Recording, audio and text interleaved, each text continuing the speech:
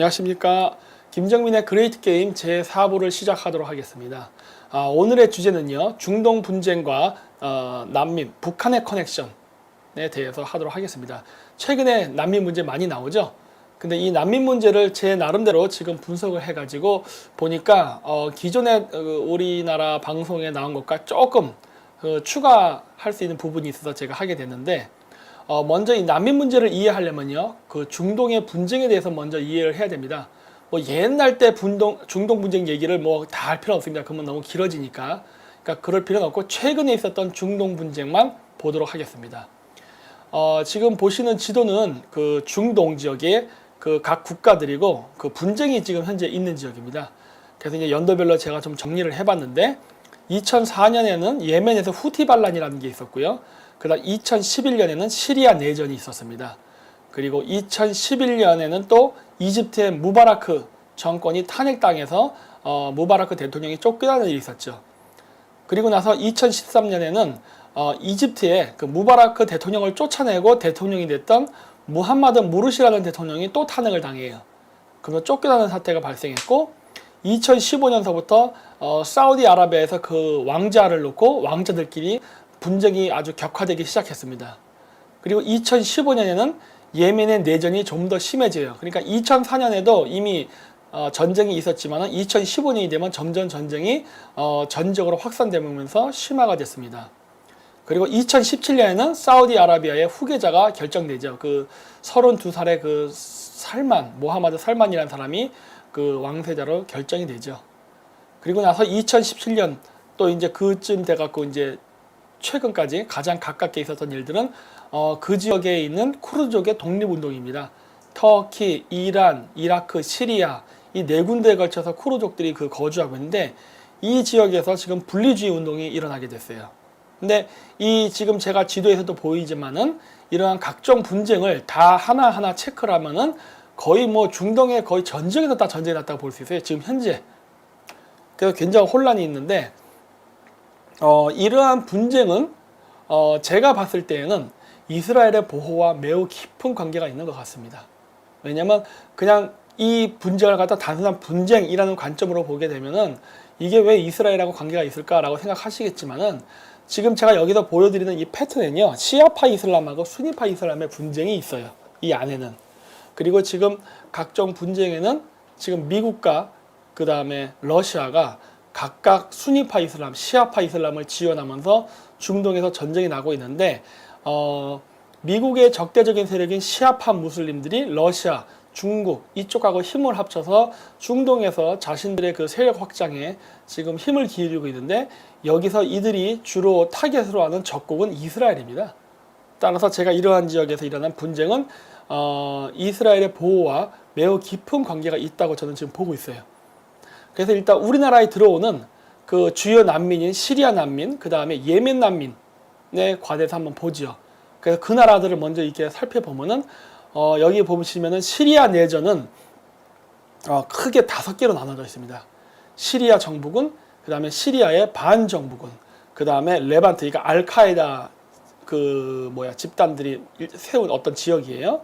그 다음 아이시스 국가, 그 다음에 로자바라고 해가지고 이게 바로 그 쿠르드족의 자치를 염원해갖고 만드는 지금 분쟁 지역입니다. 그렇게 해서 시리아가 지금 5개로 쪼개져서 현재 내전 상태에 빠져 있고, 그리고 제가 지금 빨간색으로 이렇게 표시를 해놓은 부분이 뭐냐면은 서방 세계는 시리아 반정부군을 지원하고 있습니다.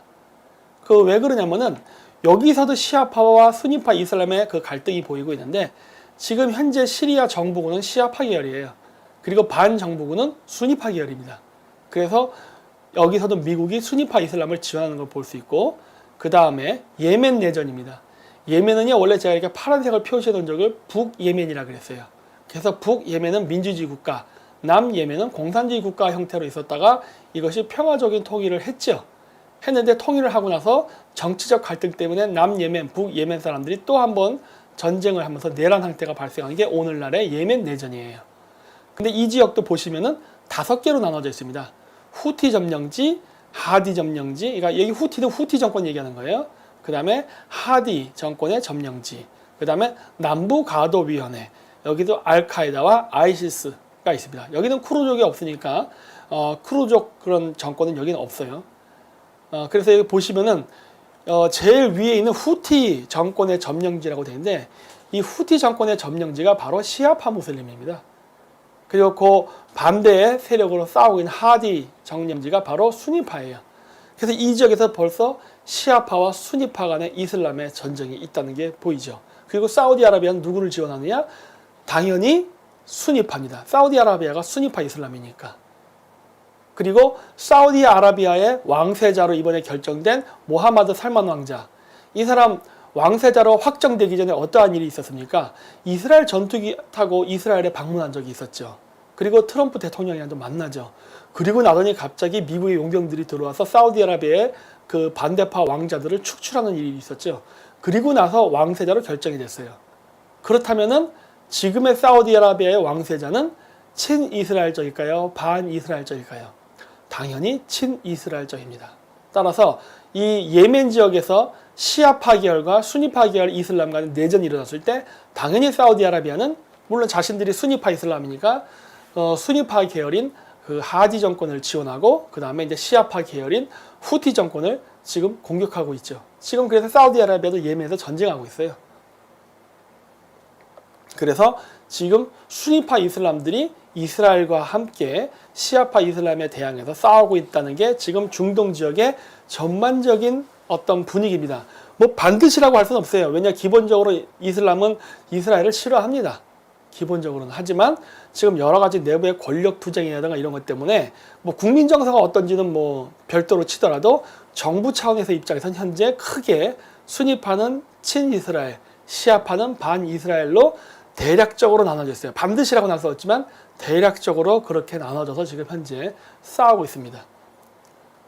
그래서 여기 빨간색 쳐놓은 것처럼 이 예멘의 경우에는 바로 하디 정권을 인정합니다. 그래서 국제사회에서도 그 후티 정권은요, 그 뭐라 그럴까, 게레 정권이라고 해서 인정을 하지 않아요. 그리고 하디 정권을 인정해 줍니다. 하디 정권이 한때는 이 후티 반란에 의해서 수도까지 뺏기면서 망명정부를 세웠어요. 사우디아라비아에. 그때 당시도 사우디아라비아가 하디 정권을 많이 도와줬죠. 그래서 이 예멘의 그 남북 통일과 내전에 대해서 쭉 보면 알 수 있는 게 뭐냐면 여기서도 보이지만요. 그 문재인 대통령이 얘기하는 그 연방제, 뭐 북한도 같이 얘기하죠. 그 고려 연방제가 실현 불가능하다는 게 이 예멘 사례가 아주 극렬하게 보여줍니다. 왜 그러냐면 얘네들은 통일을 할 때 그 전쟁을 하지 않았어요. 물론 그 이전에 전쟁은 있었습니다. 그 예멘 내전이라 그래서 전쟁이 있었지만은 나중에 하나의 통일 정부를 만들 때는 이제 평화적으로 했어요. 하면서 양적 정부를 인정하면서 그쪽 관료들을 받아들이죠. 그랬는데 시간이 흐르면서 북예멘에게 유리하게 돌아가자 이 과거 이 남예멘 쪽에서 반란이 일어난 거예요. 그건 또 어쩔 수 없어요. 왜냐? 북예멘이 경제적으로나 그 다음에 문화적으로나 훨씬 앞서 있었거든요. 남예멘은 사회주의 국가라서 경제도 안 좋고 뭐 여러 가지 여건이 안 좋았습니다. 그러다 보니까 투표를 하면은 북예멘 쪽이 훨씬 더 유리하게 되는 거예요. 그러다 보니까 자신들이 정권을 뺏길까봐 그런 반란도 일어났던 거고. 그래서 우리나라도 남북한이 그렇게 평화적으로 뭐 서로 상호 존중한다 해서 이렇게 연방정부 세우고 이렇게 통일정부 만들잖아요. 그럼 반드시 내전이 일어나게 돼 있습니다. 왜? 북한 사람들이 남한을 따라올 수가 없거든요. 그래서 우리가 남북 통일을 할 때는 어느 한쪽 정부가 없어져야지 두 정부를 같이 연립해 갖고 한다는 것은 현실적으로 불가능하다는 게 이런 예멘의 사례에서도 나옵니다. 이거 말고도 뭐 중국하고 홍콩 관계, 중국하고 대만 관계도 같다고 볼 수 있죠. 일국가 이체제는요 불가능해요. 각각의 독립적인 정치 체제가 존재하면요 싸울 수밖에 없어요. 이게 두 나라가 예를 들어서 같은 민주주의 국가거나 사회주의 국가면 문제가 안 생기지만 문제가 안 생긴다기보다는 문제가 생겨도 좀 덜 생기지만 기본적으로 시스템 자체가 다를 경우는요 이거는 완전히 경원지간이 돼요. 그래서 이렇게 시스템이 다를 때는요 한쪽을 같은 시스템으로 만들지 않는 한 안 됩니다. 그 여러분들이 원하는 건 뭡니까? 남북한이 통일됐을 때 우리가 사회주의식으로 되는 게 좋겠어요? 자유민주주의식으로 되는 게 좋겠어요? 선택을 해야 되고 답은 이미 다 나와 있죠. 따라서 우리는 남북 통일할 때 자유민주주의로 북한까지 통일을 해서 뭐 두 개의 연방정부가 생기든 그러면서 과도기적으로 그렇게 있다가 통일하던 해야지 그거를 뭐 사회주의 북한 정권 인정해주고 나만 따로 있은 다음에 나중에 통일한다? 예멘처럼 됩니다. 그리고 시리아 예멘과 시리아와 예멘 내란군의 그 비교를 해보면은 요 표시를 해놨지만은 빨간색으로 표시한 게 바로 러시아, 중국, 그 다음에 시아파 이슬람이 지원하는 지역이고, 그 다음 파란색으로 해놓은 게 서방 국가들이 지원하는 지역이에요. 여기서 또 표시가 되지 않습니까? 이란이 여기 있고, 이란이 어떤 나라입니까? 시아파 이슬람의 종주국이죠. 사우디아라비아는 수니파 이슬람의 종주국이고, 여기서도 벌써 극명히 갈라져서 나타나죠. 시아파 이슬람이 당연히 그쪽을 지원하니까 그 시아파 이슬람 계열의 테러 조직인 헤즈볼라가 당연히 같이 붙어 있고, 그리고 이제 중국이나 러시아가 이쪽 국가를 지원하는 거죠. 그리고 헤즈볼라는요, 여기 위키피디아에 한번 조사해 보십시오. 여기 보시면 헤즈볼라, 신의 당이라는 의미인데, 이거는 레바논에 기반을 둔 시아파 이슬람 무장 조직이다라고 나와요. 레바논에 임종석 비서실장 갔었잖아요. 그래서 제가 계속 얘기했잖아요. 왜 레바논에 가서 대통령을 만나고 비트코인 얘기를 하느냐. 이거 대북 송금하려고 하는 거 아니냐. 여러 번 얘기했죠. 근데 참고로 요즘 비트코인 완전히 개박살 났죠. 예? 그거 처음에 제가 얘기했을 때 많은 사람들이 저를 비난했죠. 비트코인 특히 전문가들이. 잘 모르는 사람이 그런 거 얘기한다고. 근데 이거 비트코인 잘 몰라도 국제관계의 속성을 알면요, 그 가치가 올라갈지 떨어질지 금방 알아요. 오히려 그게 더 중요한데, 비트코인 앞으로도 굉장히 비전이 없을 겁니다. 미국이 완전히 장악하기 전까지는. 어쨌든 그래서 이런 식으로 임종석이가 방문했던 레바논이 바로 헤즈볼라, 시아파 무슬림 단체의 본거지예요.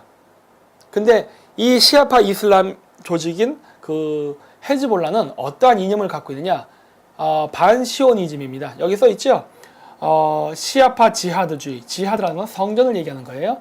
반유대주의, 반제국주의. 이 반유대주의엔 반시오니즘도 들어있어요. 이런 식의 사상을 가지고 있는 사람들이에요. 그리고 얘네들은 그 상징적인 그 헤즈볼라를 상징하는 색깔로 노란색 씁니다. 이것도 우리나라 좌파들하고 너무나 닮아 있죠. 그렇죠? 정의당 이런 애들. 그 다음에 세월호의 노란 리본. 그 다음 옛날 때부터 민주당은 전통적으로 노란색을 써왔었죠. 옛날 때 김대중 정권 때부터. 이번엔 색깔이 바뀌었지만은 다 노란색. 이 시아파 이슬람하고 비슷한 색깔을 써요. 자, 그래서 이제 중국이 이 중동 분쟁에 개입되어 있습니다, 현재. 그거 왜 되어 있는가를 봐야 돼요. 여기서도 보시면은 중국, 시리아 원조 강화하는 이유, 중국의 무슬림 훈련 기지와 차단이라고 나오는데, 이게 무슨 말이냐면요. 지금 중국은요, 그 분리가 될 수 있는 몇몇 후보 지역이 있어요. 그 중에 가장 격렬하게 중국 정부에 저항한 지역이 신장 위구르 자치지역인데, 이 신장 위구르 자치지역에서 독립운동을 하는 이슬람 그 독립운동주의자, 나쁜 말로 하면 테러리스트지요. 이 테러리스트들이 바로 시리아 내전에서 그 내전을 통해서 전쟁 훈련을 해서 이 사람들이 중국으로 들어간다고 보기 때문에 그런 거예요. 그래서 중국이 시리아 정부군을 원조해 줍니다. 시리아 정부군을 원조해 줘야만 거기서 그 반시리아 정부군에 들어와 있는 위구르인들이 전쟁 경험을 통해서 그걸 가지고서 위구르 지역에서 신장 독립에 그러한 기여를 하는 것을 막으려 하는 것이죠. 그런데 미국은 이러한 바로 시아파, 그 다음에 헤즈볼라, 그리고 친헤즈볼라 정권에 대해서는 굉장히 제재를 가하고 있습니다. 그 이유는 바로 무엇이냐? 지도에서도 보시는 바와 같이 바로 중국이 이루고자 하는 일대일로가 지나가는 지역이 바로 이 지역이에요. 특히 쿠르드족들이 독립하려는 지역, 바로 이란, 이라크, 시리아, 터키, 이 지역을 통과해야만 유럽으로 철도를 뚫을 수 있습니다.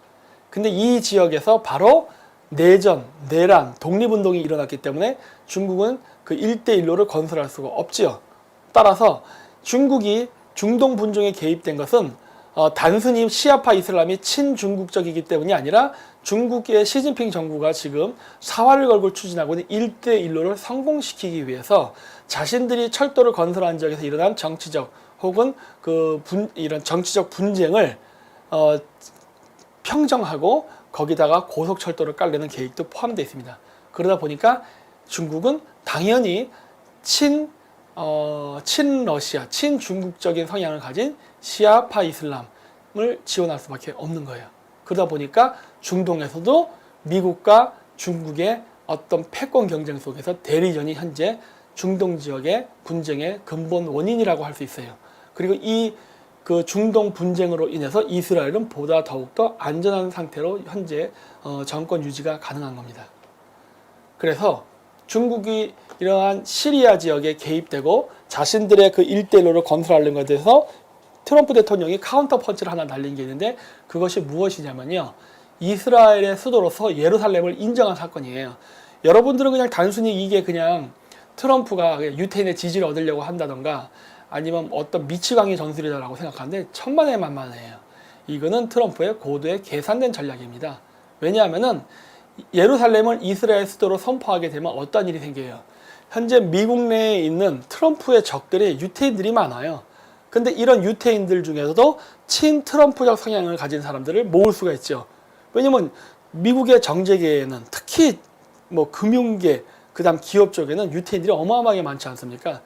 그리고 언론계까지 이런 사람들이 친 트럼프계로 돌아선다면 트럼프는 굉장한 도움이 되거든요. 그러다 보니까 이런 전술을 쓴 거예요. 그리고 미국이 이스라엘을 먼저 손을 내밀어서 잡아버리면 어떻게 됩니까? 현재 중동의 이슬람 세계에서 이스라엘과 공조를 보이고 있는 나라가 바로 수니파 이슬람의 종주국인 사우디아라비아예요.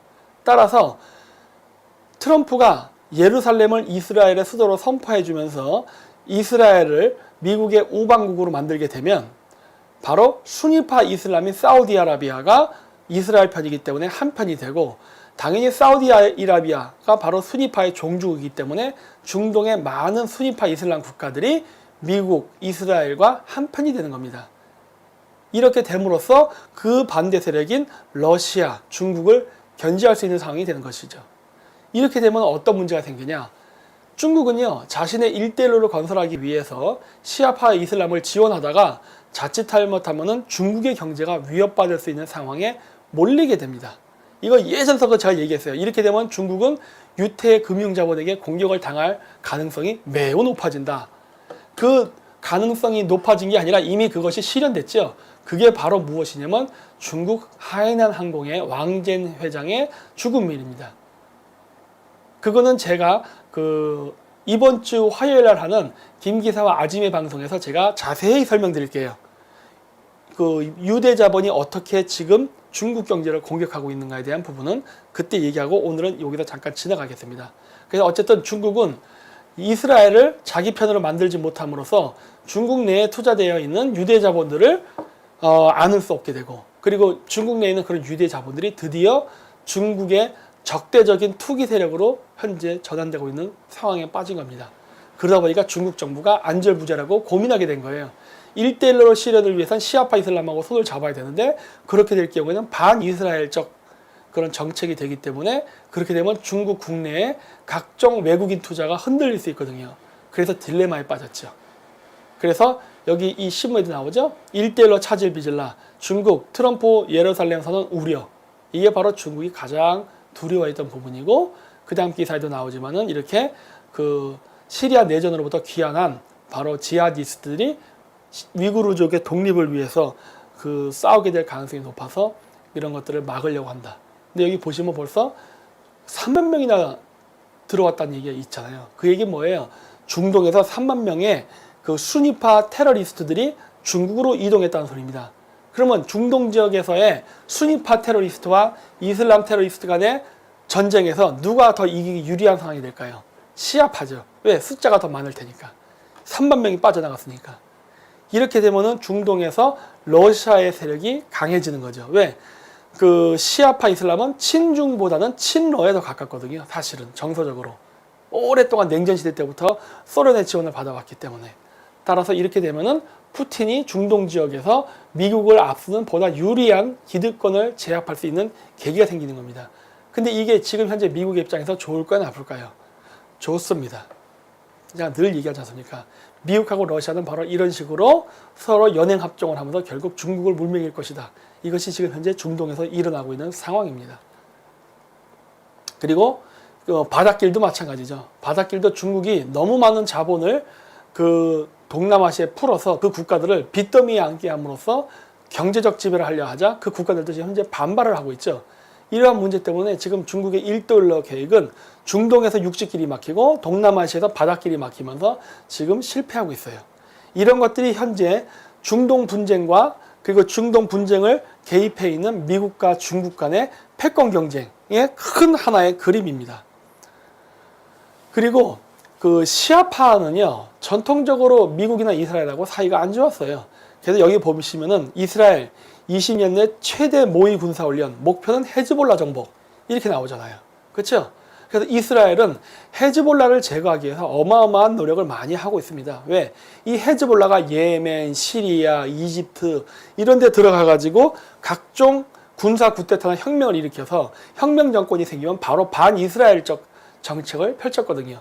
그렇기 때문에 이스라엘의 모사드는 바로 이러한 헤즈볼라 세력을 중동 각 지역에 가가지고 제거 작업을 하고 그러한 헤즈볼라의 협조에 의해서 만들어진 정권들을 전복시키는 일을 하는 거거든요. 그거 중에 가장 대표적인 사례가 바로 이집트 정권의 몰락이에요.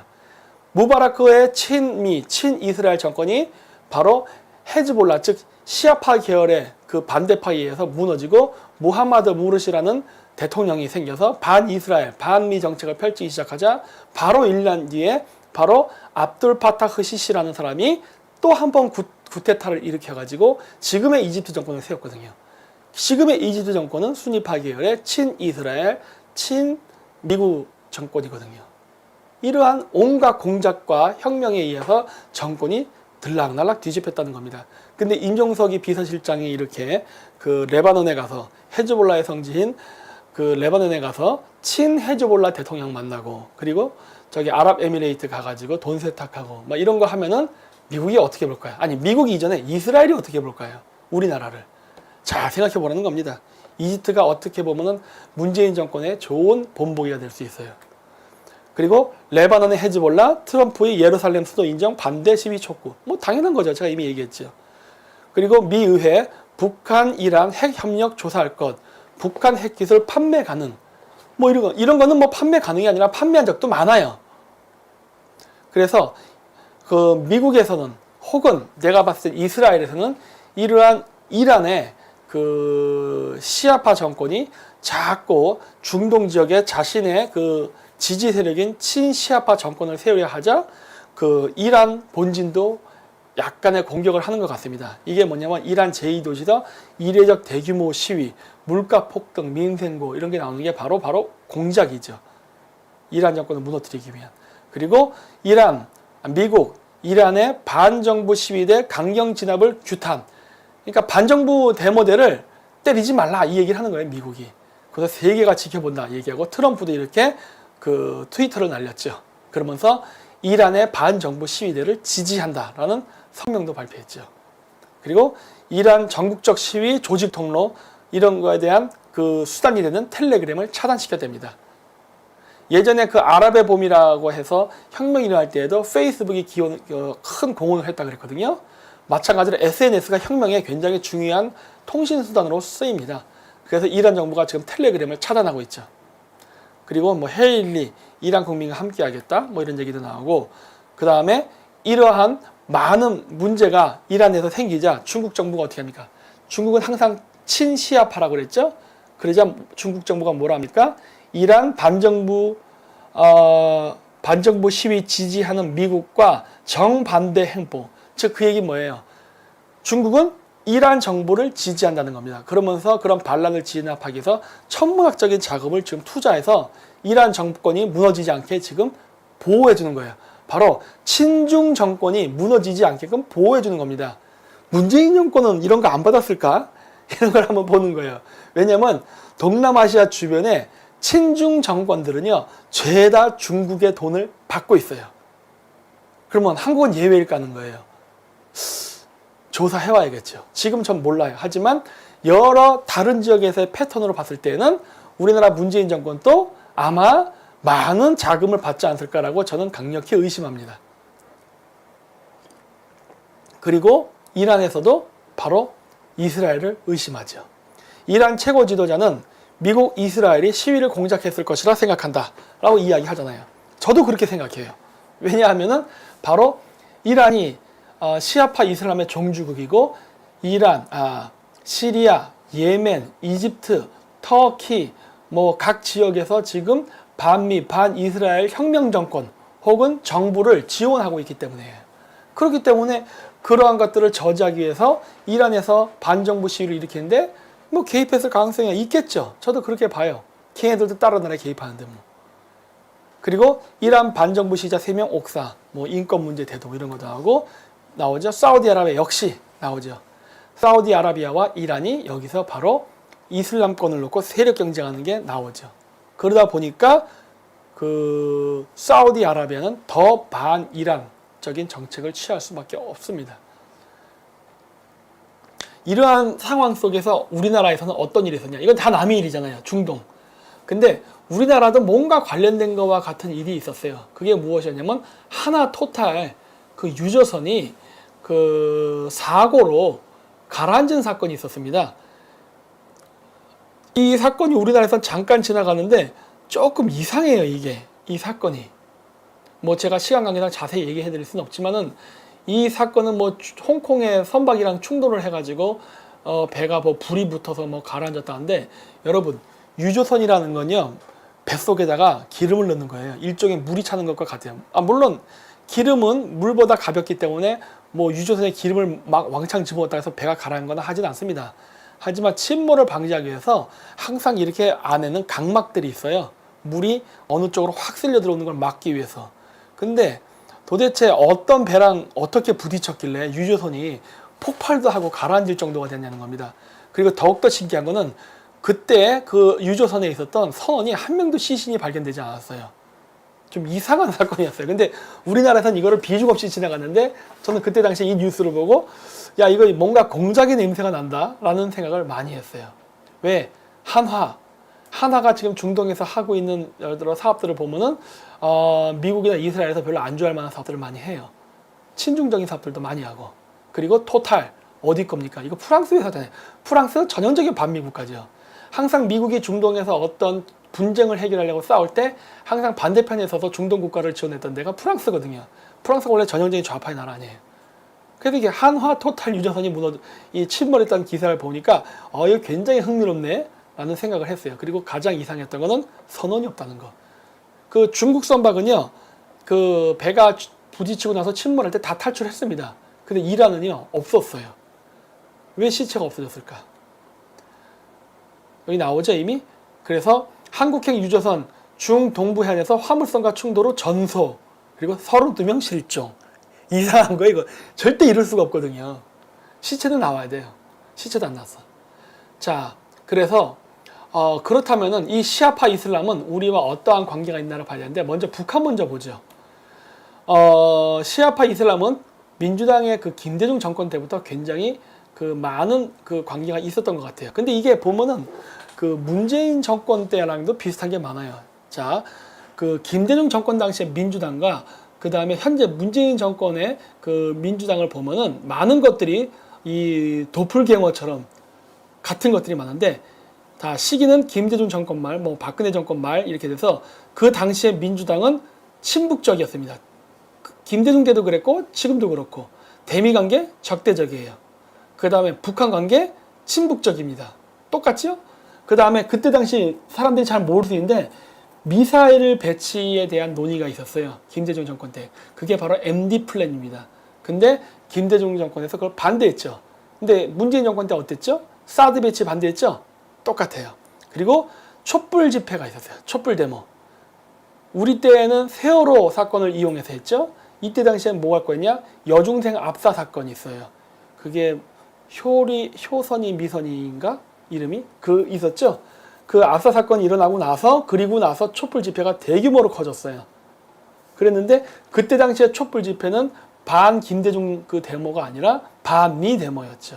왜? 김대중 정권은 좌파였기 때문에 좌파를 욕하지 않거든요. 어쨌든 촛불 집회가 있었어요. 그리고 그 계기가 되는 아이들의 죽음이 있었습니다. 문재인 정권 전에는 세월호, 김대중 정권 때는, 그러니까 노무현 정권이 탄생하기 전에는 바로 그 압사 사건이 있었고, 그때 당시에 어떤 일이 있었냐면은 그 미국이 그 예멘으로 북한이 무기 수출하는 게 있었어요. 미사일. 그거를 적발한 사건이 있었어요. 이때도 북한하고 예멘 거래가 있었어요. 그래서 그 거래를 막고자 하는 사건에서 예멘이라는 국가가 등장합니다. 북한과 예멘 간의 거래, 무기 거래에서. 근데 지금 제가 옛날 때부터 그 얘기했잖아요. 비트코인 거래 의심스럽다. 왜 헤즈볼라 정권, 아니 헤즈볼라, 일단 친 헤즈볼라 정권이 있는 레바논 이런 데를 자꾸 인종세계가 왔다 갔다 하냐. 왜? 김대중 정권 때랑 이상하거든요. 북한이 지금 뭐 하고 있어요? 핵 개발하고 있죠. 왜 핵 개발하는 시기에 왜 헤즈볼라 애들을 접촉하고 다니냐고요. 그래서 제가 대북 송금의 의혹이 있다고 한 거예요. 그리고 그런 것들은 다른 매체에서도 이미 나왔지 않습니까?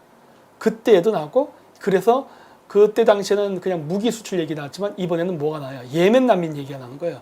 왜 하필 수많은 나라 중에 하필 예멘 난민이에요? 전 세계에는요 어마어마하게 내전이 많습니다. 아프리카에도 내전이 무진장 많고요. 아시아에도 많아요. 근데 허구 많은 내전으로 난민이 생긴 그 나라 중에 왜 하필이면 예멘이냐는 거예요. 이게 김대중 정권 때랑 뭔가 비슷하게 그런 것들이 나간다는 거예요. 뭐 전자개표 얘기 나오고 뭐 여기까지만 얘기할게요. 그래서 보시면은 이게 햇볕 정책을 위한 변론이라는 그 한겨레에 그 전 논설위원 사람이 쓴 글에도 보면은 여기서도 보면은 김대중 정권이 MD 체제에 반대했다는 얘기가 나와요. 그래가지고 김대중이 그 미국을 방문했을 때 노골적으로 무시했다는 내용이 나옵니다. 근데 이거 우리나라 때도 똑같았죠. 문재인 정권이 사드 배치 반대하고 계속 못하게 질질 시간 끌고 뭐 갑자기 4대가 뭐 배치돼서 깜짝 놀랐다 막 그리고 이상한 소리 했잖아요. 원래 4개가 한 세트인데. 그래가지고 온갖 미국의 사드 배치를 못하게 방해했는데 문재인 대통령이 미국 갔을 때 어땠어요?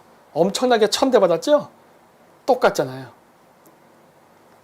근데 이제 한 가지 조금 다른 부분이 있다면은 그때 당시에 그래서 미국은 김대중 정권 이후에 새로운 정권이 교체될 때 우파 정권이 생기게끔 유도하고자 그 이회창 그 후보를 굉장히 그 뭐랄까 VIP 대접을 해줬죠. 요게 현재 우리나라에서 일어나지 않는 부분이죠. 왜? 현재 우리나라 우파에는 미국하고 같이 그 공조를 맞출 만한 제대로 된 지도자가 없기 때문에 현재 미국에서 이렇게 보시면 나오죠. 부시 행정부 미국의 고위 관리는 라이스 백악관 안보보좌관 등 부시 행정부의 다른 나라의 양당 인사를 만나지 않던 관례를 깬 것이니 여간 환대한 게 아니다. 이런 식으로. 현재 지금 문재인 정권 하에 문재인 정권 미국이 싫어하거든요. 그래서 그거를 교체할 수 있는 차세대 야당의 지도자가 없으니까 이러한 대단한 환대를 하지 않고 아무도 안 부르고 있죠, 현재. 이게 우리나라 우파 쪽 사람들에서 지금 준비해야 되는 겁니다. 그래서 제가 자꾸 반미친중을 강조한 이유가 뭐예요? 대통령 되고 싶으면 반미친중 명하게 하라는 거예요. 왜? 과거에도 그런 사례가 있었다요. 물론 노무현 대통령 때 노무현 대통령이 되면서 그 우파 정권은 탄생하지 못합니다. 왜? 전자개표기 썼으니까. 뭐 옛날 때 뭐 이명박 박근혜 대통령 됐을 때에도 좌파들이 뭐 전자개표기에 있어서 뭐 조작 선거했다 어쩌고저쩌고 막 떠들었잖아요. 그래놓고서 이번에 문재인 대통령 선거할 때 왜 전자개표기 썼습니까? 이상하잖아요. 그 10년의 세월 동안에 선거관리위원회의 멤버가 70%가 그 민주노총 출신으로 교체가 됐죠. 그 애들이 뭔 짓 했겠어요. 2003년도에 노무현 대통령 선거 때 쓰였던 전자개표기가 2002년인가? 하여튼 그 다음날 2004년인가 해갖고는 필리핀으로 수출이 됐습니다. 한국에서 썼던 전자개표기를 필리핀으로 수출했는데 그게 반품이 돼요. 왜? 선거 조작이 가능하니까. 이번 이라크 문재인 정권 때 썼던 그 전자개표기가 이라크에 들어갔어요. 그런데 이라크에서 반품했습니다. 왜? 선거 조작이 가능하니까. 뭔가 똑같지 않습니까? 이런 것들도 보면은. 그래서 어쨌든 미국의 입장에서는 이런 좌파 정권들을 미국은 인정할 수가 없습니다. 따라서 우리나라 우파의 훌륭한 지도자가 미국과 조율을 할 수 있는, 회담을 할 수 있는 협상 테이블에서 그 정도 수준이 된 지도자가 나오면 미국은요 트럼프 대통령이 직접 만나요. 진짜 좀 신경 좀 쓰십시오. 그래서 보십시오. 북한 예멘의 미사일 수출 나오죠. 북한은 예로부터 예멘에다 무기를 수출했어요. 미사일만 수출한 게 아니에요. 재래식 총이라던가 대포 이런 것들도 수출했습니다. 그래서 예멘은요 친북한 정권이에요. 그리고 유엔 예멘 후티 반군 북한 미사일 기술로 사우디아라비아 공격 이런 얘기 나오잖아요.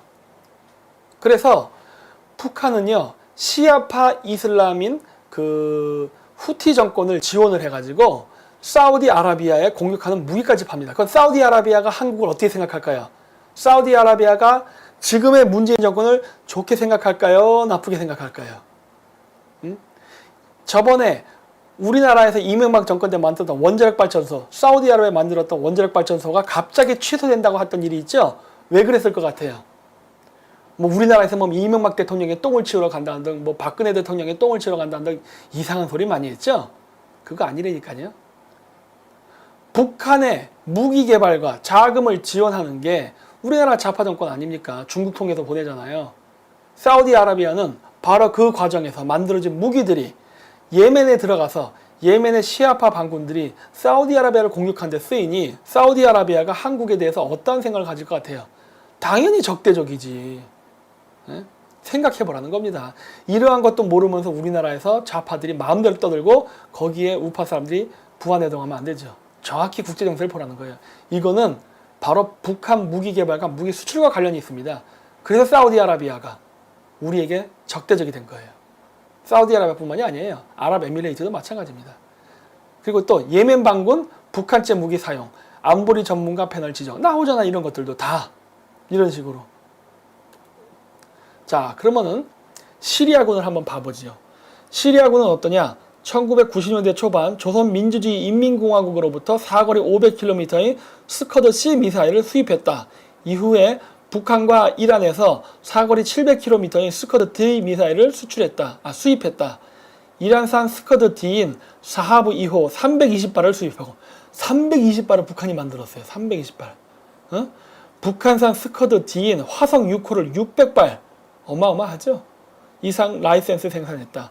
북한의 단거리 고체 연료 미사일인 KN-02 136발, 러시아의 최신식 단거리 핵미사일인 SS-26 86발을 수입했다.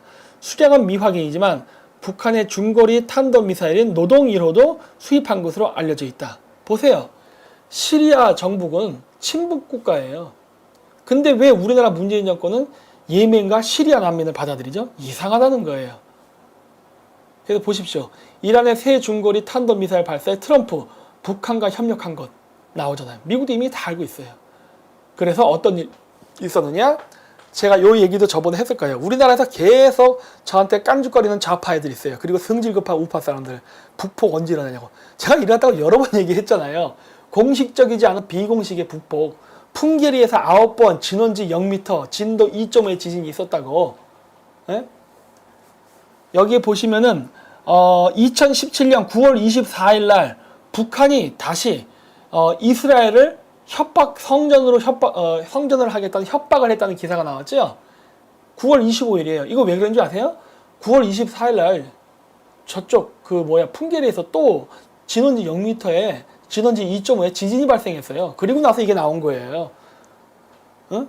갑자기 북한에서 생뚱맞게 이스라엘을 비난합니다. 왜? 그거야 당연하죠. 시리아에 아까 앞기사에서도 나왔죠. 이란 시리아에 북한 애들이 미사일을 공급했다고. 스커드 미사일. 시리아랑 이란이 그 스커드 미사일 공급받아서 뭐 했어요? 이스라엘 공격하는 데 썼잖아요. 그건 이스라엘 가만히 있었을까요? 이스라엘은 북한의 미사일 개발, 핵 개발을 못하게 마사지 했다니까. 제가 여러 번 얘기했잖아요. 근데 그건 공작이기 때문에 절대 뉴스에 나오지 않아요. 그렇기 때문에 이러한 메커니즘을 모르는 개돼지 같은 좌파들은 맨날 김 박사 말이 틀렸는데 어쩔래고 헬렐레 하는데 잘 보라는 거예요. 잘 봐. 북한은 열심히 얻어 터지고 있어요. 지금도. 이러한 것들을 모르면서 무슨 말을 하냐는 거예요. 자, 그럼 다른 거 볼까요? 태영호 공사가 이번에 썼던 그 회고록에도 나오죠. 북한, 이스라엘에 1조 안 주면 적국에 미사일 팔겠다 위협. 사실 1조 안 주면 위협한 게 아니라 1조 줘도 팔았습니다. 북한은. 아까 나왔잖아요. 이란에다가 무기 팔았다고. 북한이 이런 식으로 이스라엘을 위협했어요. 그래서 제가 얘기했잖아요. 북한의 비핵화를 이루기 위해서는 이스라엘과 공조해야 된다. 이것도 우리나라에서 최초로 얘기했죠. 제가. 아무도 얘기 안 할 때. 요즘 보니까 뭐 우파 단체들 태극기 집회나 아니면 우파 채널에 이스라엘 기자들 이렇게 같이 꼽아놓고 막 그러대. 예? 이스라엘이 비핵화와 관련돼 있다는 걸 우리나라에서 아무도 몰랐잖아요. 이거 제가 방송에서 여러 번 떠들어서 이제 알게 된 거지. 그러니까 이 정보가 없으면서 함부로 얘기하지 말라는 거예요. 이게 얼마나 많은 그런 것들이 있는데. 그래서 보십시오. 뭐라 써 있었느냐. 지난 1999년 스웨덴의 한 카페에서 당시 스웨덴 주재 북한 대사인 손무신 대사가 이스라엘 대사를 만나 현금 10억 달러, 현재 가치 약 1조 1141억 원을 주면 이란을 포함한 이스라엘 적국에 미사일 기술을 판매하는 계약을 취소하겠다고 말했다고 월스트리트 저널이 태영호 전 영국 주재 북한공사의 회고록을 인용해 9일 보도했다. 나오잖아요. 그렇죠? 나는 어떻게 알았을까 이거를? 이 사람은 1999년에 했다는데 내가 옛날 때부터 이스라엘 얘기했잖아요. 뭐 옛날 얘기하긴 좀 애매하고 한 2017년도부터 다 이런 정보가 있기 때문에 제가 얘기하는 거예요. 우리나라에서는 이게 그 한국에서 회고록 나오기 전까지 몰랐잖아. 아니 이 책을 안 읽은 사람은 지금도 모르겠지. 나오잖아요. 이렇게 다. 북한 핵 개발을 이스라엘이 저지하고 있다는 거를. 그리고 이거는 뭐예요? 이게 중앙일보 기사인가 할 텐데 이 기사를 쓴 사람은 굉장히 친북적인 사람이에요. 거기 뭐라 써 있어요? 이란 미사일 집단 전시로 의지 과시, 불사조는 북한 은하수 3호와 쌍둥이 해가지고 이렇게 써놓은 거예요. 막 자랑스럽게. 난 이 사람 이 기사를 왜 썼는지 이해가 안 돼. 근데 여기 보시면은 이렇게 이스라엘의 이란 핵 개발 저지 공작 해고 쭉 나오잖아요. 그쵸? 이때 이런 데만 공격한 게 아니라 북한도 공격했다니까 그러네. 이러한 공작도 나중에 다 알려진 거예요. 그 공작 당시에는 알려지지 않았다니까 그러네. 그러니까 이 자좀들은 나를 비판하려면은 좀 더 정보를 가지고 나를 비판하세요. 다 나중에 양주로 다 정보가 공개됩니다. 때가 되면은. 이란 미사일 집단 전쟁 의지 가지고 했고 통과. 외신에서도 이렇게 나왔죠. 통과하고 자 그래서 문재인 정권의 친시아파 무슬림 정책 첫 번째 임종석 레바논 대통령 예방 이거죠. 제가 얘기했죠? 레바논은 헤즈볼라의 발생 지역이라고. 그리고 이번에 만났던 저 대통령도 친 헤즈볼라 대통령이라고. 헤즈볼라는 이란과 연결되어 있고 이란은 시리아랑 연결되어 있고 시리아의 그 미사일 개발은 바로 북한과 연결되어 있죠. 그렇죠? 그래서 제가 얘기한 거예요. 이거 이상한데 하고. 그리고 정의장 칼둔 아랍에미레이트 아부다비 행정청장 비공개 접견 뭐 이런 얘기가 쭉 나와요. 그리고 아랍에미레이트 방문 내가 돈 세탁한 적이라 그랬죠? 이게 뭐 했겠다는 거야? 뭐 했겠어? 비트코인 갖고 가서 돈 세탁한 거 아니에요? 돈 세탁. 예? 근데 흥미로운 게 있죠. 아랍에미레이트는요 왕정 국가죠. 그래서 여기도 수니파 이슬람이 대세인 지역입니다. 그래서 제가 얘기했잖아요. 아랍 국가는 정서적으로는 반이스라엘 반미적이에요. 정권은 좀 다를지 몰라도. 그래서 얘네들은요 양다리를 걸칩니다. 우리나라 문재인 대통령이 미국이랑 중국에 양다리 걸치는 것처럼. 물론 양다리 걸치면 쥐어 터져요. 아랍에미레이트도 쥐어 터졌어요. 옛날 때. 여러 번 쥐어 터졌어요. 그건 제가 나중에 또 시간이 되면 그때 다른 이렇게 아랍에미레이트만 특집을 해서 얘기할게요. 그랬는데 어쨌든 아랍에미레이트가 어떤 행동을 했느냐? 우리나라에서 원유를 빼갑니다. 왜 빼겠을까? 아랍에미레이트는 수니파 계열의 왕정 국가인데 이런 수니파 계열의 왕정 국가를 무너뜨리려고 하는 이란계, 그러니까 친이란계 시아파 헤즈볼라 세력을 지원하는 문재인 정권을 아랍에미레이트는 어떻게 바라봐야 될까요? 이거 적국 아니에요? 사우디아라비아, 아랍에미레이트가 왜 원자력 발전소 문제에 대해서 이상한 행동을 했으며 원유를 빼가고 하는가 잘 생각해 보라는 거예요. 이게 바로 북핵 개발하고도 연결되어 있는 겁니다. 북한에 어떻게든 돈을 퍼주려고 별짓을 다 하는데 그러다 보니까 결국 우리나라의 생명줄인 원유를 수입해야 되는 국가들도 다 적으로 만들고 있는 거예요. 이게 바로 문재인 대통령의 어마어마한 외교 실정입니다. 자, 제주도 예멘 난민. 이 제주도 예멘 난민 중에 시아파 무장반군이 있다는 증언이 나오잖아요. 이거 왜 그래요? 시아파 무장반군이 누굽니까? 헤즈볼라 아니에요. 그렇죠? 임종석이가 만났던 애들. 이게 왜 이렇게 연결돼 있지? 이것도 또 한 축으로 보이네. 근데 임종석이가 주사파 출신 아닙니까? 북한도 갔다 왔죠? 친북 인사 아닙니까? 한편이네. 나오는 거예요. 이런 것들을 보면은. 그렇죠? 그리고 뭐 여기 그 유럽에서 이렇게 애기 시신 세구가 발굴돼가지고 그 물에 빠져 익사한 거 이런 거 보여주는데 이거 다 시체팔입니다. 어떻게 한 지역에서 애가 3명이 물에 빠져 죽은 채로 나와요? 이거 죽여버린 거 아니에요? 이거 죽여가지고 여론 뒤집어가지고 동정 여론 사가지고 정권 잡으려는 행위. 물론 우리나라에서 이런 비슷한 행위가 있었죠. 예? 근데 이게 보시면 나오죠? 똑같은 3명의 아이가 다른 지역에서 발견되는 사진들이 나와요. 이거 그래서 제가 시체팔이라고 하는 거예요. 자, 그리고 이슬람 자본침도 대구 도심에서 아슈라 집회라는 걸 했답니다. 이거 대구는 우파의 성지 아닙니까? 근데 대구에서 어떻게 좌파 애들이 이렇게, 특히 이슬람 애들. 근데 이것도 잘 보세요. 아슈라 집회라고 했어요. 아슈라 집회가 뭔지 아세요? 옛날 때 이게 한 1200년 전인가 그때 그 후세인이 그 칼리프한테 죽은 거에 대해서, 암살당한 거에 대해서 그 원통이 하는, 그래가지고 나온 그 어떤 일종의 풍습이에요. 그런데 이 아슈라라는 이 집회는요, 시아파 무슬림이 하는 겁니다. 시아파. 즉 대구 도시에서 아슈라 아슈라 집회를 했다는 이슬람 애들은요, 시아파예요. 그래서 제가 우파 사람들 얘기하는 거예요. 우리나라 우파는 보통 목사들 주도로 많이 하다 보니까 기독교적 시각으로 해갖고 막 이 얘기해요. 그래서 모든 걸 다 막 이슬람 사탄 척 하는데, 그런 식으로 외교하는 거 아니에요. 시아파 이슬람 때려잡으려면 수니파를 이용해야지. 왜 이슬람을 싸잡아서 적으로 해서 수니파 시아파를 다 적으로 돌리려 합니까? 어? 우리 편 만들면 우리 편 만들고, 적인 놈은 적으로 만들고, EJ 할 줄 알아야지. 이게 우리나라 우파 사람들의 조급증과 바로 그 종교적 맹목적 종교주의 때문에 그런 거예요. 정치를 그렇게 했다가는요, 져요. 그런 식으로 하면 안 돼요. 얘들은 시아파 이슬람이에요. 따라서 시아파 이슬람이기 때문에 명확하게 구별을 해서 얘들을 따로 대응해야 되는 거예요. 다 이슬람을 적으로 만들지 마십시오. 그러다 진짜 우리가 복잡해집니다. 그래서 지난 10일 대구에서는 이슬람 80여 명이 검은색 옷을 입은 채 자기 가슴을 세게 치는 아슈라 의식을 거행해 시민들을 놀라게 했다. 아슈라는 이슬람력으로 1월 11일이라는 뜻으로 1400여 년 전 후세인 일가가 이라크 왕족에게 몰살당한 것을 기린다. 이렇게 해서 범구국연합과 이슬람 대책 전국 시민연대 대국 애국단체 총연합회는 이날 오후 1시 대구 동성로 야외 무대에서 이슬람 대구 진출과 북핵 반대 대구 시민 총걸기 대회를 개최했다.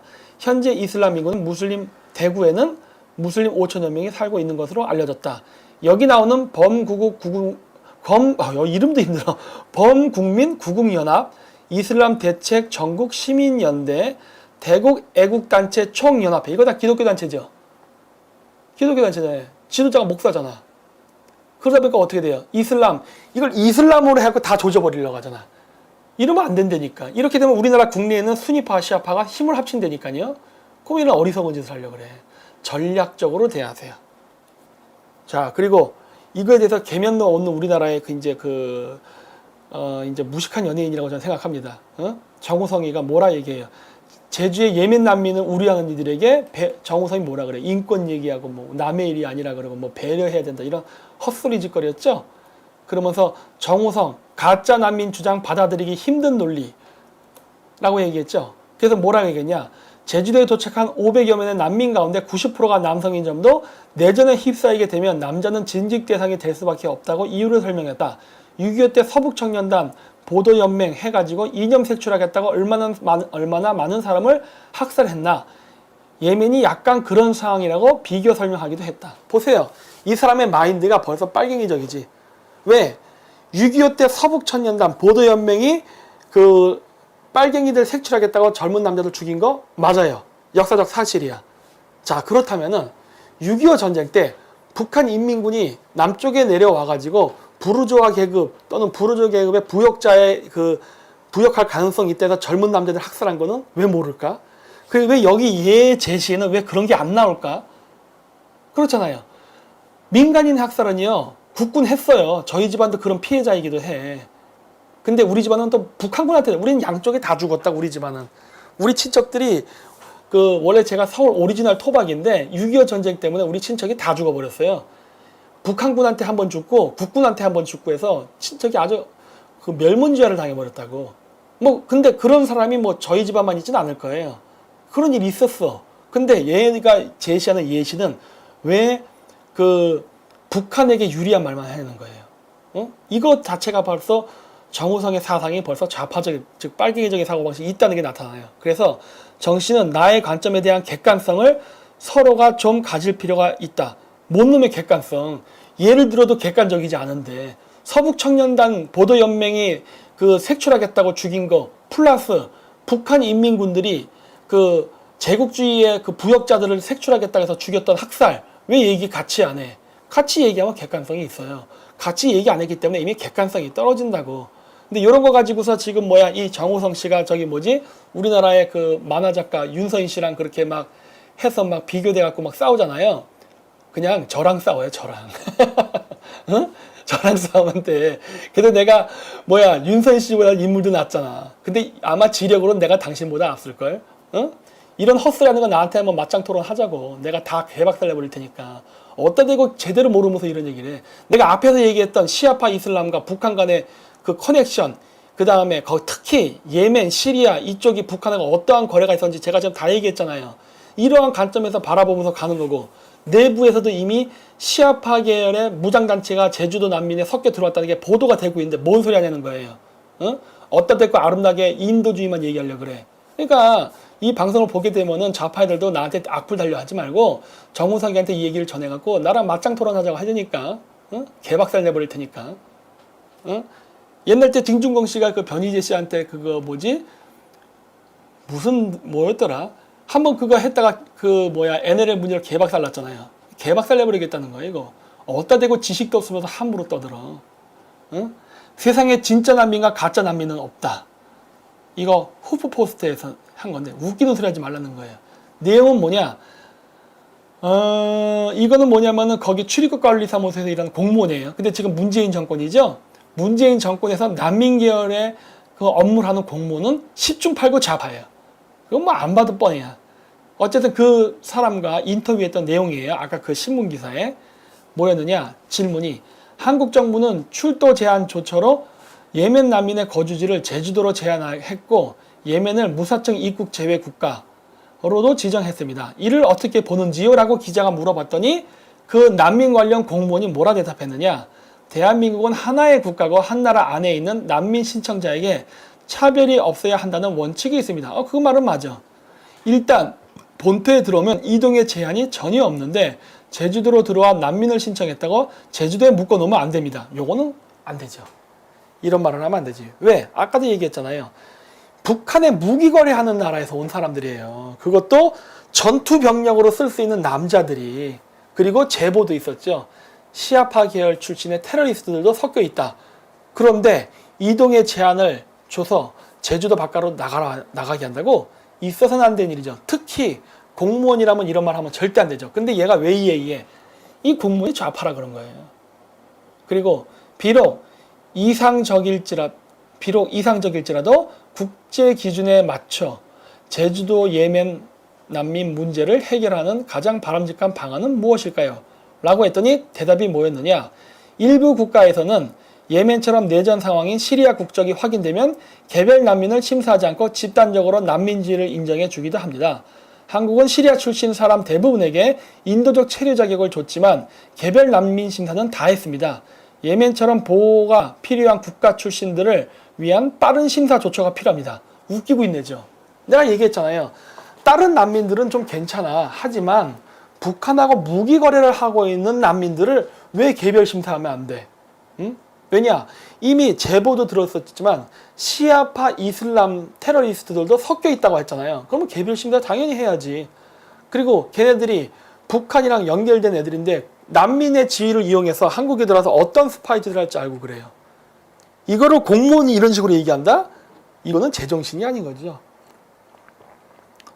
그래서 한국은 2014년 아시아 국가 중 최초로 난민법을 시행했습니다. 난민법 시행 성과와 한계를 짚어주세요. 해서 국회와 기획지정부를 설득해도 예산 확보와 인력 동원에 어려움이 많습니다. 한국 정부와 국회가 난민법을 시행하면서 인력과 자원을 충분히 확보해주지 못한 부분에는 저도 통감합니다. 뭘 통감해? 인원 확충하고 예산 확충하겠다는 거 아니에요. 근데 그 인터뷰하는 이 사람의 자세를 보세요. 이 공무원, 난민을 이 분별을 해서 받아들일까 말까를 결정하는 이 공무원의 말하는 태도를 보라고. 좌파적이잖아. 이런 애들을 왕창 늘리라고?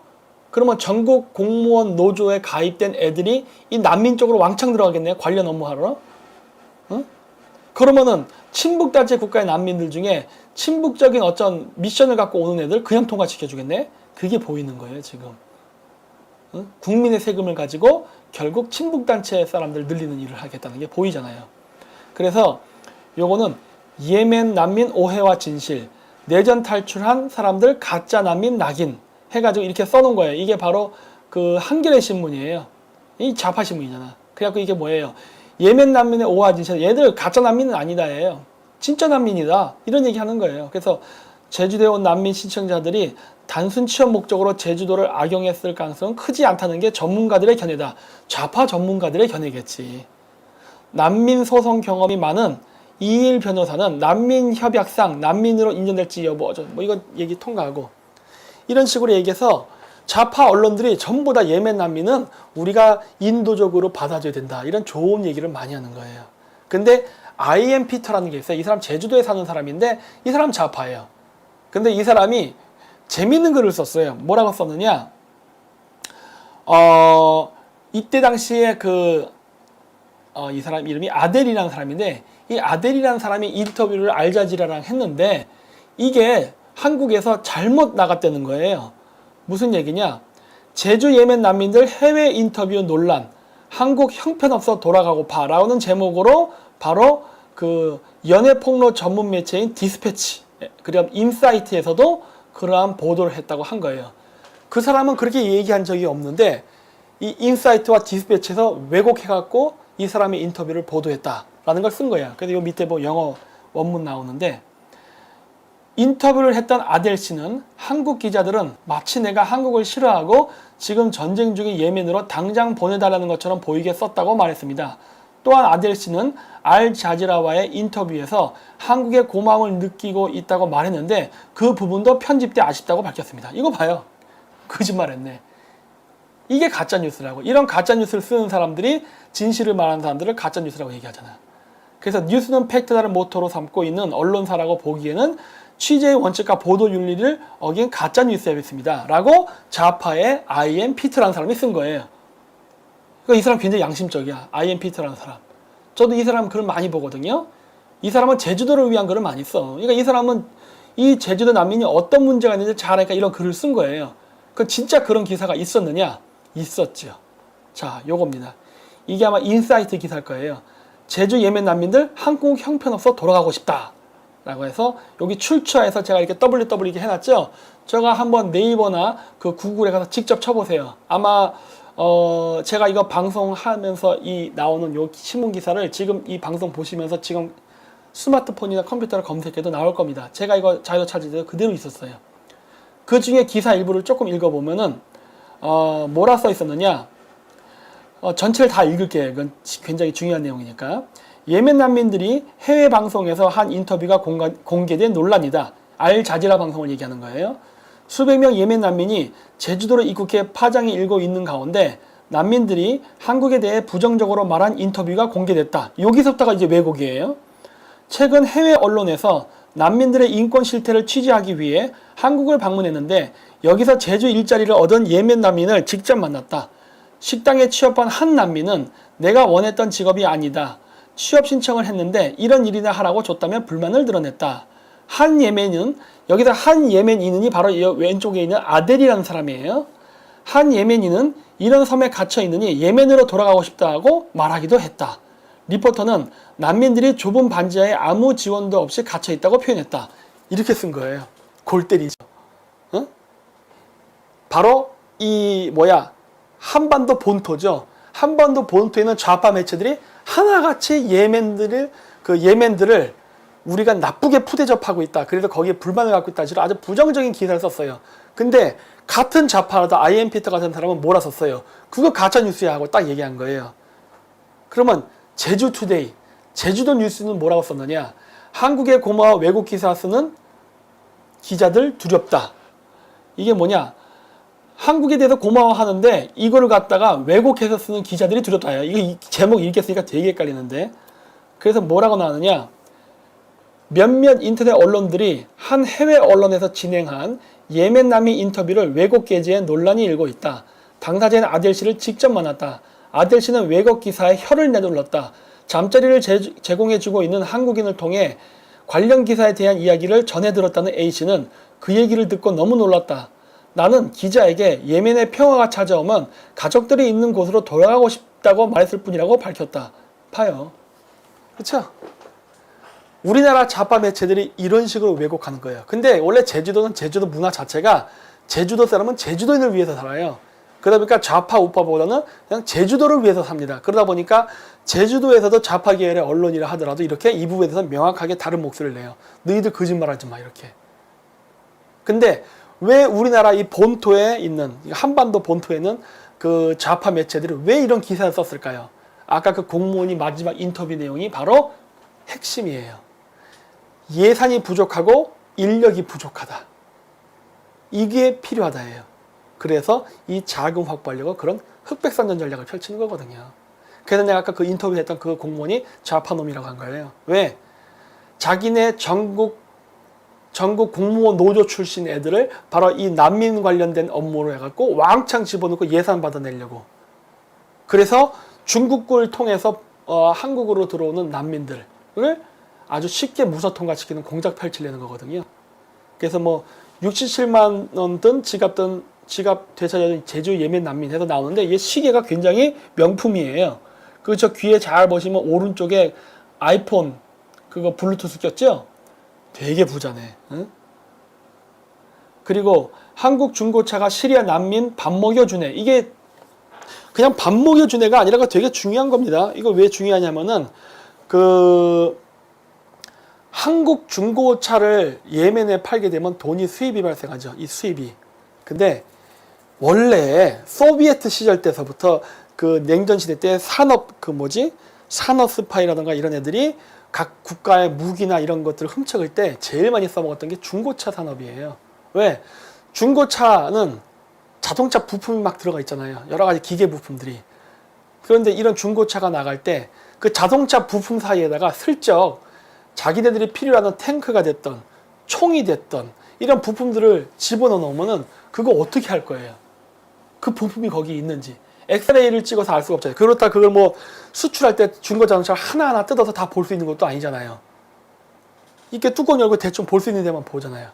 그렇기 때문에 옛날 때 밀수를 할 때 그렇게 뭐 AK 소총이 됐던 뭐가 됐던 이런 것들을 다 분해해서 거기다 섞었다고요. 자동차 부품 이런 엔진 밑에 안 보이게. 그러면은 그거를 봐도요. 이게 자동차 부품이 아닌지 알 수가 없게 돼서 통과되는 경우가 많았어요. 지금 한국 중고차를 시리아 난민이 그것도 아까 얘기했죠. 친북단체 북한하고 비핵화를 가장 방해하면서 미사일 산업을 서로 이렇게 주고받는 그 정보와 기술을 주고받는 나라의 난민이 우리나라에서 중고차를 갖다가 수출한다 그러면 북한에서 생산할 수 없는 미사일 부품들이 있습니다. 북한에서. 그런 북한에서 생산할 수 없는 미사일 부품들을 중고 자동차 한 대에다가 한 10개씩 해가지고 섞어가지고 100대를 수출해 보세요. 그럼 미사일 만들 필요한 부품 100개가 나가는 거라고요. 그걸 우리나라가 잡아낼 수 있을 것 같아요? 자동차 부품이 몇천 개가 들어가는데 안 보인다고. 돈도 벌고 미사일 부품도 수출할 수 있게 된다고요. 그래서 매우 위험하다예요. 그리고 이제 진짜 중요한 것은 중국의 난민이에요, 사실은. 많은 우리나라 우파 목사님들이 그런 얘기를 해요. 이슬람 애들이 들어와서 테러 활동을 할 것이다. 저는 반대로 봅니다. 오히려 안 할 거라고 봐요. 왜? 아랍인들의 얼굴은 한국인하고 너무 달라서 눈에 띄어요. 이 눈에 띄는 애들이 한국에 와서 폭탄 테러를 한다 생각해 보십시오. 그랬다가는 이슬람 신자들의 숫자가 우리나라의 소수인데 아랍인의 숫자가 우리나라에서 어마어마한 반이슬람 정서가 불어가지고 이슬람 사람들 죄다 쫓겨나겠죠. 우리나라에 있는 난민들이. 설마 그런 짓을 하겠어요? 설마. 어? 기독교 목사니까 그러한 관점에서 이 얘기를 하는 거겠죠. 자신의 선교 활동을 위해서. 하지만 정치 역학적 관점에서 봤을 때는요. 아니라고 봐요. 저는 우리나라 좌파 애들이 왜 예멘과 시리아 그 친북 관계에 있는 이런 난민들을 받아들이냐면 첫 번째 아까도 얘기했듯이 시리아와 예멘에서 혹은 이란에서 대륙간 탄도 미사일을 만드는데 필요한 부품들을 수입하기 위해서 그리고 외화벌이를 위해서 한다고 봅니다. 그 이상은 안 할 거라고 봐요. 왜? 스스로의 위험을 자초한 일은 안 할 거기 때문에. 하지만 이런 예멘 난민을 이슈화 시켜서 아까 그 우리나라 난민 공무원이 얘기했던 것처럼 예산을 확보하고 인력을 확충하게 되면은 그때부터 우리나라에 들어오는 중국 난민을 막을 수 없게 돼요. 왜? 난민법은 중동 사람만을 대상으로 하는 게 아니라 모든 난민을 대상으로 하기 때문에 그런 거예요. 그리고 나서 중국에서 예를 들어서 인권 탄압, 종교, 정치 이런 문제로 그 망명한다고 위장 신문으로 들어오는 어마어마한 숫자의 중국 난민들을요, 우리는 일일이 검사할 수도 없고 컨트롤이 안 되는 상황이 발생하게 돼요. 그러면 지금도 가뜩이나 불법 미입국자가 판치는 판인데, 이런 난민들까지 해서 우리나라 왕창 들어오기 시작하면요, 우리나라는 통제 불가능의 상황에 빠지게 됩니다. 그리고 원래 북한의 공작원들은요, 중국에 가서 조선족으로 국적 세탁을 해요. 그러니까 중국 국적을 받는데 조선족으로 국적 세탁을 해서 우리나라에 들어온다고. 이걸 갖다 난민이라는 지를 이용해서 더 많은 사람들을 떼거지로 집어넣는 거예요. 왜? 아까 얘기했잖아요. 개별 심사하지 않고 집단 심사로 한다고. 이렇게 되면 인터뷰도 안 하는 거예요. 그러면 분명히 저 사람 북한 간첩인데 우리가 면접을 안 받기 때문에 확인할 길조차 없어지는 거예요. 그렇게 되면 우리나라에 어마어마한 그 북한 공작원들이 한국에 들어오는 일이 중국인 난민에 섞여서 들어오게 됩니다. 그래서 매우 위험한 거예요. 그래서 문재인 정권의 난민법을 이용한 대북 공조 전략이라고 제가 해서 요약을 했는데, 뭐냐? 첫 번째, 친북적 중동 국가의 난민들을 이용해서 난민 유입을 용이하게 법을 바꿉니다. 지금 이거 지금 하고 있는 거예요. 법이 바뀌어지면은 대량의 중국 난민 유입이 용이해져요. 그렇게 되면은 이 중국 난민을 통해 가지고 어마어마한 북한 공작원이 들어오게 되는 겁니다. 이게 위험한 거예요. 그리고 북한 간첩의 입국이 용이해지죠. 그리고 이슬람 난민을 이용한 대북송금, 그건 아까 제가 중거정책 얘기했죠. 이렇게 되는 것이고, 그 다음에 난민을 관리하겠다는 명목으로 아까 예산하고 인원을 확충해야 된다 했죠. 근데 얘네들이 전국 공무원 노조, 즉 민주노총 출신 애들로 채워지게 되면 어떻게 될까요?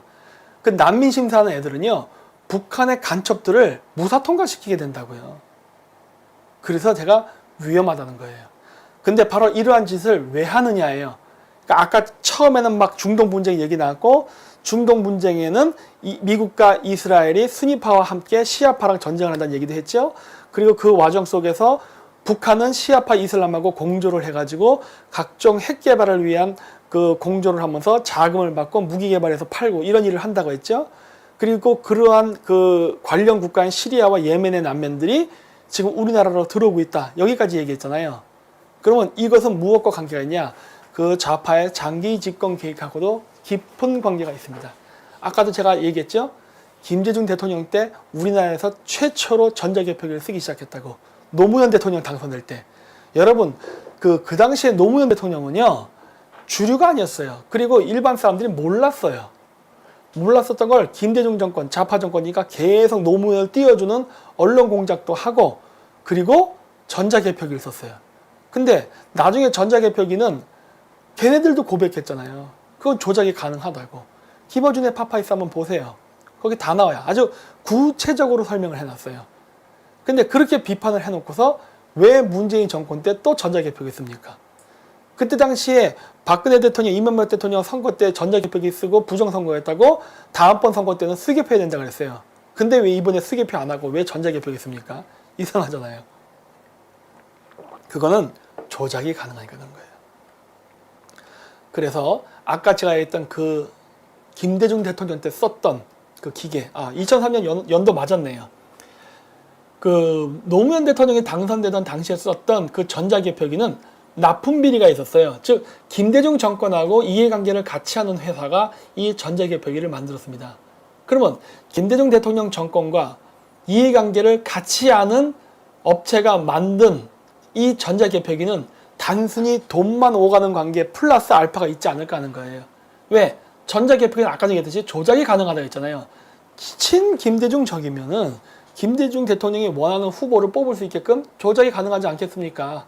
그 기계가 거기까지는 유추해 볼 수 있죠. 또 하나 뭐가 있어요? 우리나라 선거관리위원회 직원이 전공로입니다. 아까 얘기했듯이 전국 공무원 노동조합 70%예요. 70%. 얘네들이 완전히 지금 그 선거를 장악하고 있으니 우리나라에서 제대로 된 선거가 되겠어요?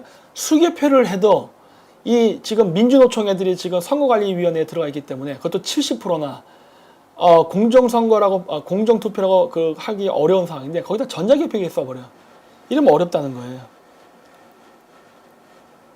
그런데 이 투표기가 2004년도, 그러니까 제가 아까 앞에서 했잖아요. 김대중 대통령 정권의 입맛에 맞는 업체가 선정되고 납품비리, 금품 수수가 있었고 그랬던 전자개표기는 조작이 가능한데 그러면은 노무현 대통령 선거 때 선거 조작이 있지 않을까라고 제가 의심한다 했잖아요. 그럼 그거를 뒷받침할 수 있는 증거가 어디 있는 거예요? 바로 필리핀 아닙니까? 2004년도에 필리핀 선거 때 우리나라에서 썼던 전자개표기가 필리핀에 수출이 됐어요.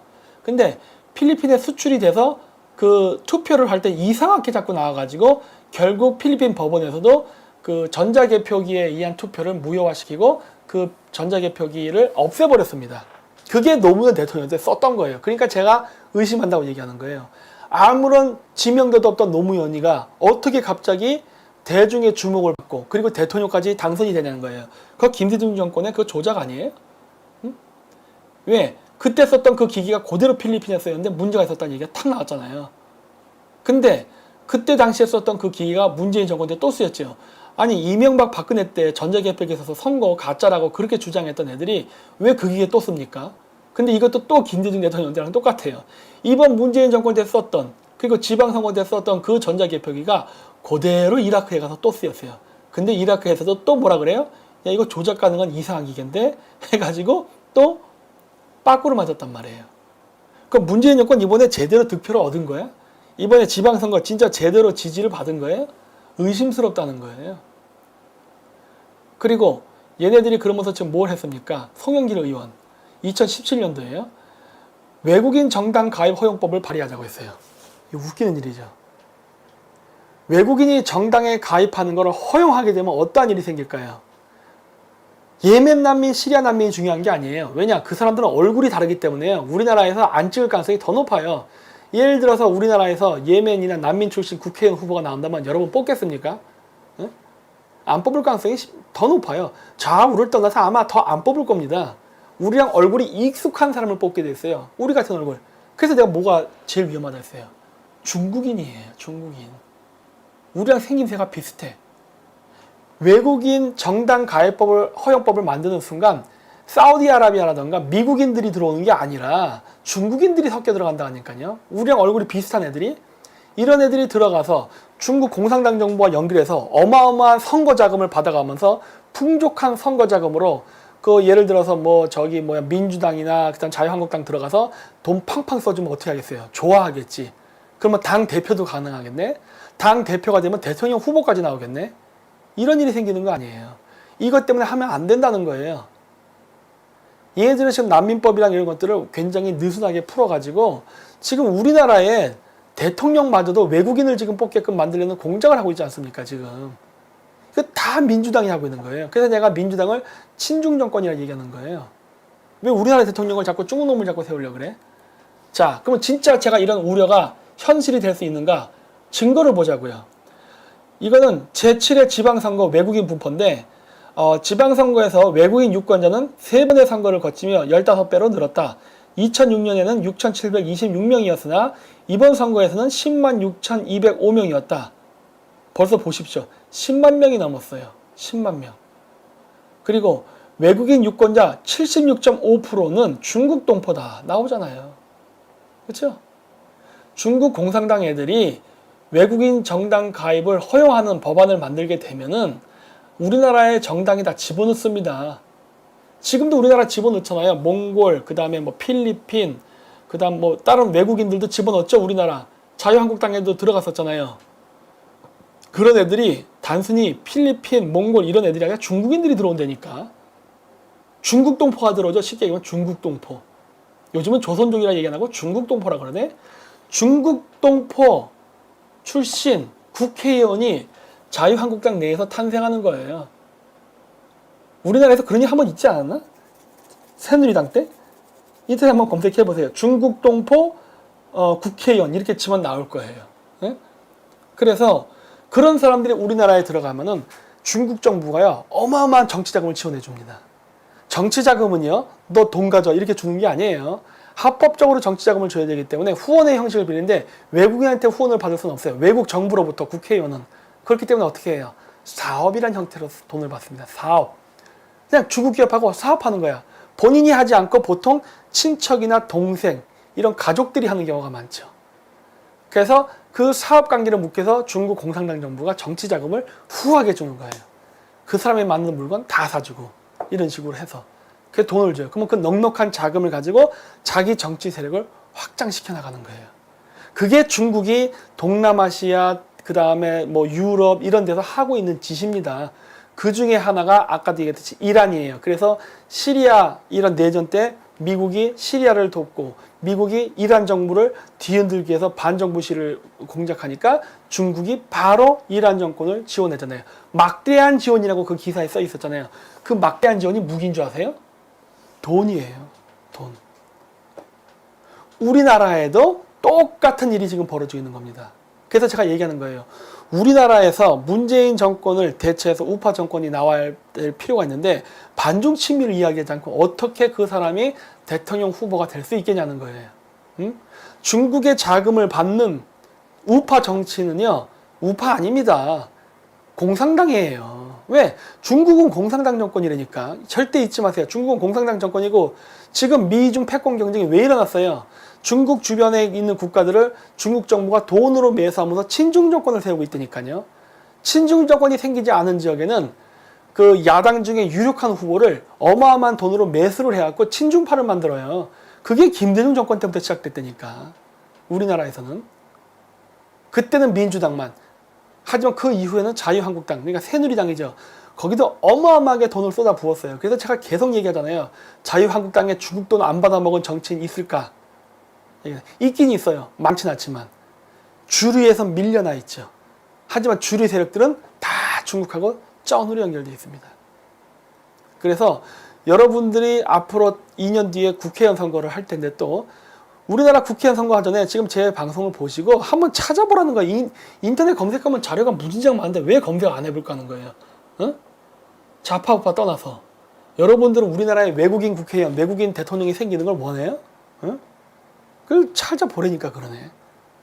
그래서 이런 것들을 잘 알아야 우리가 앞으로 이 미중 패권 경쟁 속에서 대한민국이 어떻게 살아남을 수 있을지 그 방법이 보이는 겁니다.